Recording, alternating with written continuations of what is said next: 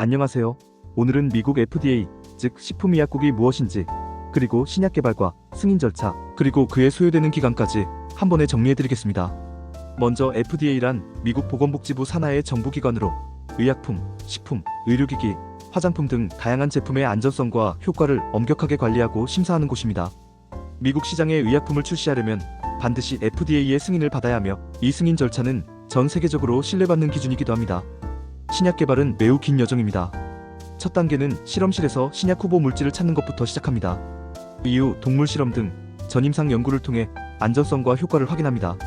전임상 연구가 끝나면 사람을 대상으로 한 임상시험을 시작하기 위해 FDA의 임상시험 계획서, 즉 IND를 제출하고 승인을 받아야 합니다. 임상시험은 총 3단계로 나뉩니다. 1상에서는 소수의 건강한 지원자를 대상으로 약물의 기본적인 안전성과 인체 내 반응을 확인합니다. 2상에서는 수십에서 수백 명의 환자를 대상으로 실제 치료 효과와 적정 용량, 부작용을 평가합니다. 그리고 가장 중요한 3상에서는 수백에서 수천 명의 환자를 대상으로 대규모로 신약의 유효성과 안전성을 최종적으로 검증합니다. 2단계에서 기존 치료제와 비교해 신약의 효과와 부작용을 종합적으로 평가하게 됩니다. 임상 3상까지 성공적으로 마치면 제약사는 FDA의 신약 허가 신청서, 즉 NDA를 제출합니다. 이 신청서에는 전임상부터 임상 3상까지의 모든 데이터, 제조 과정, 품질 관리, 라벨링 정보 등 방대한 자료가 포함됩니다. FDA는 각 분야의 전문가로 구성된 심사팀이 이 자료를 철저하게 검토하며 필요하다면 추가 자료를 요구하거나 현장 실사를 진행하기도 합니다. 심사 기간은 일반적으로 6개월에서 10개월 정도 소요됩니다. FDA의 심사 결과 승인 결정이 내려지면 비로소 신약은 미국 시장에 출시될 수 있습니다. 하지만 여기서 끝이 아닙니다. 시판 이후에도 FDA는 장기적인 안전성 모니터링을 계속하며 부작용이나 새로운 위험이 발견되면 추가 조치를 요구할 수 있습니다. 이렇게 신약 개발부터 FDA 최종 승인까지 걸리는 평균 기간은 약 10년에서 15년 정도입니다. 이 과정에서 수많은 후보 물질 중 극소수만이 최종적으로 시장에 진입할 수 있을 만큼 엄격한 검증 절차가 적용됩니다. 정리하자면 FDA는 미국 내 의약품의 안전성과 효능을 책임지는 기관이고, 신약 개발은 전임상, 임상 1상, 2상, 3상, 그리고 NDA 제출과 FDA의 최종 심사까지 단계별로 진행됩니다. 전체 과정은 평균 10년에서 15년이 소요되며, 그만큼 신약 하나가 시장에 나오기까지는 막대한 시간과 비용, 그리고 철저한 검증이 필요하다는 점 꼭 기억해주세요. 그렇다면 국내 신약 인증은 어떻게 될까요? 미국 FDA와 어떻게 다른지 비교해보겠습니다. 먼저 두 나라 모두 신약 개발 과정에서 전임상 시험을 거친 뒤 임상 1상, 2상, 3상으로 진행하는 기본 구조는 같습니다. 한국은 식품의약품안전처, 미국은 FDA가 각각 임상시험을 총괄하며 임상시험 계획 승인 후 임상시험을 시작할 수 있습니다. 하지만 절차 운영 방식에서 차이가 있는데, 한국은 MFDS의 IND 승인과 기관생명윤리위원회 심의를 모두 받아야 해 이중 승인 체계가 적용됩니다. 반면 미국은 IND 제출 후 30일 이내 FDA가 별다른 이의 제기를 하지 않으면 자동 승인되는 시스템이라 임상 개시까지 시간이 더 짧을 수 있습니다. 또 미국은 CRO, 즉 임상시험 수탁기관의 활용이 활발해 임상 운영이 빠르고 유연한 반면, 한국은 아직 일부 병원 중심의 직접 수행 비중이 높지만 최근 CRO 활용이 점차 늘고 있습니다. 임상 각 단계별로 보면 1상은 소수의 건강한 지원자를 대상으로 안전성을 평가하고, 2상은 수백 명 환자에게 유효성과 부작용을 확인합니다. 3상은 수천 명의 환자를 대상으로 효과와 안전성을 검증하는데, 이 구조는 양국 모두 동일합니다. 국내 임상시험 소요기간을 보면 1상은 평균 6에서 12개월, 2상은 1, 2년, 3상은 2, 3년 정도로 전체 임상시험에 4년에서 6년이 걸립니다.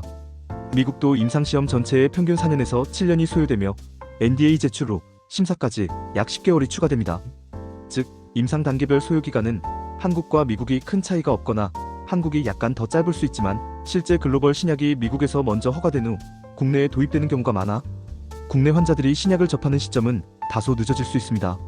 결과적으로 국내 신약 인증 단계와 기간은 FDA와 구조적으로 거의 유사하며 임상시험 단계별 소요기간도 비슷합니다. 다만 임상시험 개시 절차나 운영 방식, 그리고 글로벌 신약의 국내 도입 시점에서는 일부 차이가 존재합니다. 그렇다면 최근 국내 바이오 업계에서 큰 주목을 받았던 HLB와 HK-INON의 임상 결과와 앞으로의 전략에 대해 알아보겠습니다. 먼저 HLB는 간암 1차 치료제로 개발한 리보세라닙과 캄렐리주맙 병용요법에 대해 미국 FDA의 신약 허가를 신청했지만, 최근 두 번째로 보안 요구서 CRL을 받으며 또 한 번 고배를 마셨습니다.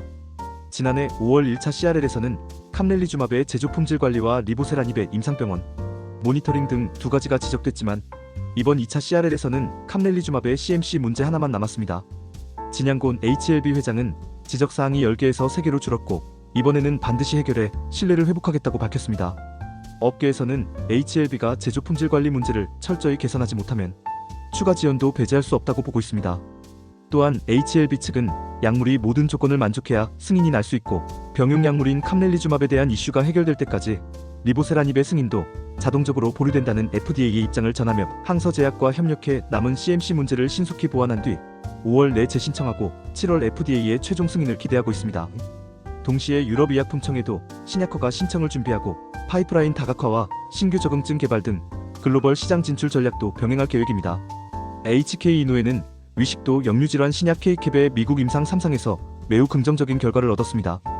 미국 파트너사 세벨라가 진행한 2건의 임상에서 K캡은 미란성 식도염과 비미란성 위식도, 역류질환 환자 모두에서 1차, 2차 평가지표를 충족했고 특히 미란성 식도염 임상에서는 2주차와 8주차 치유율에서 기존 PPI 제제 대비 우월성을 입증했습니다. 이로써 K캡은 미국 시장 진출에 본격적으로 속도를 낼 수 있게 됐고 세벨라는 올해 4분기 중 FDA 신약허가 신청을 계획하고 있습니다.